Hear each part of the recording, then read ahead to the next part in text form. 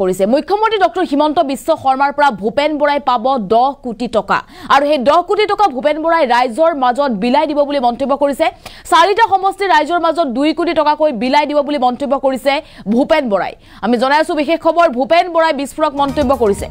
হিমন্ত বিশ্ব শৰ্মাই শীঘ্ৰে ভূপেন বৰাক দিব 10 কোটি টকা মুখ্যমন্ত্ৰীৰ পৰা 10 কোটি টকা লাভ কৰিব বুলি মন্তব্য কৰিছে ভূপেন বৰাই হে টকা ৰাইজৰ মাজত বিলাই দিব ভূপেন বৰাই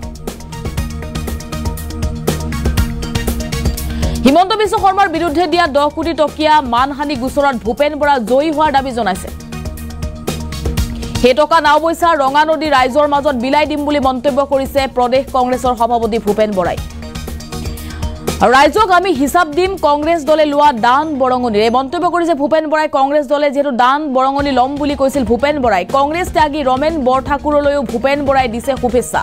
আৰু আজি যেটো কংগ্ৰেছ ত্যাগ কৰিছে ৰমেন বৰঠাকুৰক শুভেচ্ছা জনাইছে লগতে হিমন্ত বিশ্ব শৰ্মাই শীঘ্ৰেই ভূপেন বৰাক অৰ্থাৎ হিমন্ত বিশ্ব শৰ্মাৰ পৰা 10 কোটি টকা ভূপেন বৰাই লাভ কৰিব বুলি ভূপেন বৰাই মন্তব্য কৰিছে আৰু সেই ধন ৰাইজৰ মাজত ভূপেন বৰাই বিলাই দিম বুলি আনুষ্ঠানিকভাৱে মন্তব্য কৰিছে এই মুহূৰ্তত ভূপেন বৰাৰ মন্তব্য আছে মন্তব্য শুনক এখন কালি মই পেপাৰত কৈছো যে যিজন মুখ্যমন্ত্ৰী হিমন্ত বিশ্ব শৰ্মা ডাঙৰীয়া সেই চকীখনত বহিবৰ কাৰণে তৰুণ গগৈ ডাঙৰীয়া কিমান চুৰিৰে পিছফালৰ পৰা গুচিয়ালে কিমান খুচিলে তৰুণ গগৈ ডাঙৰীয়া যিজন মানুহে মুখ্যমন্ত্ৰী হ'বৰ কাৰণে সোণোৱাল ডাঙৰীয়াক লেং মাৰি নি সাগৰৰ পৰা পেলাই দিলে সেইজন মানুহে মোক চকী নিদিয়ে আৰু মই তেওঁৰ আশাত তেওঁৰ ভৰসাত মই অসমৰ দিছপুৰত চৰকাৰ দখল কৰিব বিচৰা নাই চৰকাৰ দখল কংগ্ৰেছে বহুতবাৰ কৰিছে চৰকাৰ দখল আহি থকা সময়টো দিছপুৰত কৰিম আপোনালোকৰ আশীৰ্বাদ আপোনালোকৰ মৰমত আৰু আমি ভয় নকৰো নাওবৈছাৰ মানুহে এটা কথাত গৌৰৱ কৰিব পাৰে আজিলৈকে মই বিশেষ একো কৰি দিব পৰা নাই তেনেকুৱা সুযোগো পোৱা নাই কিন্তু এটা কথাত নাওবৈছাৰ ৰঙানদী মানুহে বুকুত হাত দি বাহাদুৰি কৰিব পাৰে যে এই মাটিত জন্ম হোৱা এটা ল'ৰাই এখন চৰকাৰৰ বিৰুদ্ধে বুকু পিন্ধাই মুখ্যমন্ত্ৰীৰ চকুত চকুত সদায় যুঁজি আছে আৰু সদায় ৰাইজৰ মনৰ কথা কৈ আছো সদায় ৰাইজৰ মনৰ কথা কৈ আছো কোনোবাই মোক ভাল পাব পাৰে কোনোবাই মোক বেয়া পাব পাৰে আজিলৈকে কোনেও কোৱা নাই ভূপেন বৰাই মিছা কথা কৈছে বুলি মোক বাৰে বাৰে যেতিয়া বিজেপিত যাব বুলি ক'লে কালি মই ডিফেমেশ্যন কেছ কৰিলো 10 কোটি টকা মুখ্যমন্ত্ৰীৰ বিৰুদ্ধে মই 10 কোটি টকা মানহানি কেছ কৰিছো আৰু আজি মই কৈ থৈ গৈছো 10 কোটি টকা মই জিকি মুখ্যমন্ত্ৰীৰ লগত জিকি 4টা সমষ্টিত 4 ভাগ কৰি ভগাই দিম লখিমপুৰ জিলাত 5টা সমষ্টি এই 5টাত ভগাই দিম 2 কোটিকে এইটো মই আজি এই টকা জিকিম কাৰণ অতি মিছলীয়া মানুহ অতি মিছলীয়া মই আপোনাক 4টা উদাহৰণ দিম কিমান মিছলীয়া এইজনে সেইজন মুখ্যমন্ত্ৰী যোনে লিখি দিছিলে টুইটাৰ বুলি এটা ব্যৱস্থাত যে মই গোটেই জীয়াই থকালৈকে তৰুণ গগৈ ডাঙৰীয়া সোনিয়া গান্ধী কালি মই পেপাৰত কৈছো যে যিজন মুখ্যমন্ত্ৰী হিমন্ত বিশ্ব শৰ্মা ডাঙৰীয়া সেই চকীখনত বহিবৰ কাৰণে তৰুণ গগৈ ডাঙৰীয়া কিমান চুৰিৰে পিছফালৰ পৰা গুচিয়ালে কিমান খুচিলে তৰুণ গগৈ ডাঙৰীয়া যিজন মানুহে মুখ্যমন্ত্ৰী হ'বৰ কাৰণে সোণোৱাল ডাঙৰীয়াক লেং মাৰি নি সাগৰৰ পৰা পেলাই দিলে সেইজন মানুহে মোক চকী নিদিয়ে আৰু মই তেওঁৰ আশাত তেওঁৰ ভৰসাত মই অসমৰ